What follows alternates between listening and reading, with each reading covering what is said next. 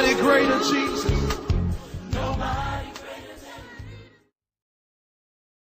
Go to verse number 26, Matthew chapter number 14. Go down to verse number 26 with me.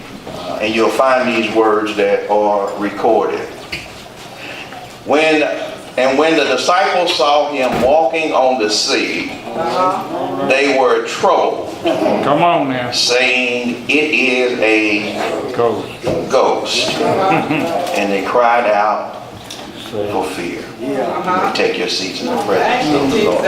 Here is a narrative that many of us are very familiar with. This is where Jesus has just performed the miracle of feeding the over 5,000 plus. And as he does that, he gives a directive to his disciples. He tells them to go on over to the other side. When you read the scripture, it says that Jesus went off by himself to pray. Verse number 24 tells us that the boat was in the middle of the sea, was being tossed as Jesus was praying.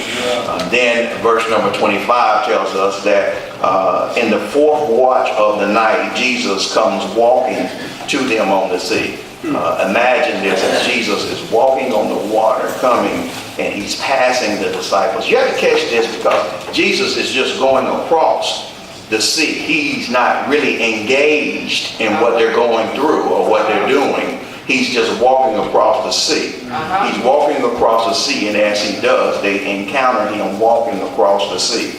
Jesus then, when they see him, that the disciples saw him walking on the sea, and they were troubled, and they said, this must be a ghost. And they cried out for fear. This is strange, because it's Jesus whom they have been spending time with. Jesus who they have seen lay hands on the sick and recover. This is Jesus that they have seen cast out demons. This is the Jesus that they have been spending time with, but yet for some reason here now, they see Jesus and they don't even recognize him. Come on, guys. For a few minutes, I want to preach from this: seeing the sun in a storm. Seeing the sun in a storm. It's all right. It's all They right. see the storm, but they don't see the sun. They're not able to recognize Jesus because they're in the midst of a storm. The question that I have for somebody on this morning is whether or not you can see Jesus. Can you see the sun? Come on, Pastor. Even in the midst of your Come on, storm? Pastor. Come on. I want to talk about seeing the sun in the middle of a storm. Well, can I frame this for this morning's teaching, this morning's preaching? Because somebody might want to know, what is a storm? Because the storm here that we find within this sermonic text is a literal storm where there is a raging sea that the disciples find themselves in. But a storm can be defined as when you come into a circumstance and life hits you upside your head. Come on, man. When your life is turned upside down by an event in life that is beyond your control. You have no ability to change your circumstance, and feeling powerless causes a plethora of side effects in your life. And when you're in a storm, in other words, it's something that you can't change all by yourself. Being in a storm means there's a circumstance in your life that if you could get out of it, you would have been out of it on yesterday. Storm suggests that you're going through something that needs some power that you don't have yourself. A storm then is that place in life that all of us, if we keep living, will get to. If you haven't got there yet, just keep on living. It's a storm with your name on it. It's a true saying that you're either in a storm right now, or you just came out of a storm, or you're headed into a storm. There is no exemption clause just because you love the Lord. That storms are not going to come in your life. I feel like preaching already. Somebody know what I'm talking about. I know that you don't want your neighbor to know, and your neighbor can't even tell, because you came in here with a praise on your lips. In spite of the storm that you're going through, you still got a smile on your face and ready to give God some glory up in here. I've got 25 that if people knew your circumstance, they would wonder how it is that you even have a smile on your face. Would you just look at your neighbor and tell your neighbor, you don't even know the half of it. You don't know the half of it. Yeah, you don't know the half of it. Because all of us go through seasons of life where there's difficult moments in life. That's right. Storms then. Storms. Somebody knows what it's like to get into a storm because you got an unfavorable doctor's report. And you can't change the report all by yourself. It's going to take God to be able to change that report. Sometimes we find ourselves in a storm when our children find themselves going contrary to our wishes and contrary to the will of God. Sometimes we find ourselves in a storm in our finances. You don't have to say anything. That is when it seems that if you got nothing but bills that keep coming in your mailbox. You don't know how you're going to pay it. You don't know when you're going to pay it. But I've got 2 or 3 people in here that know God will come through. He may not come when you want him. Somebody help me preach this time. They know but he is an on-time God. Preach, man. Seeing then the sun in a storm. That's right. I was going to preach something totally different on this morning, but I woke up at 4 o'clock in the morning and it was storming and raining outside, and I changed the whole thing that God had given, and he gave me something else because I know how it is. In fact, we might even have chairs in the aisle on this morning if it were not for the fact that it was raining this morning. It's something about storms in life that if you allow it will put you in a place where you don't even want to.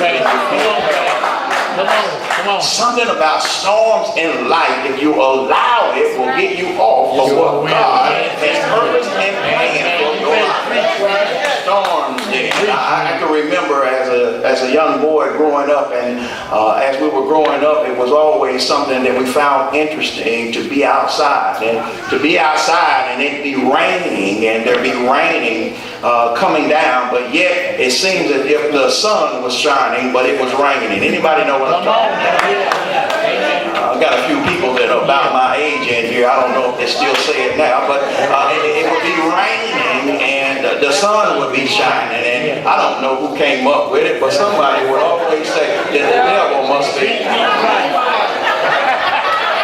ain't the only one that grew up with it.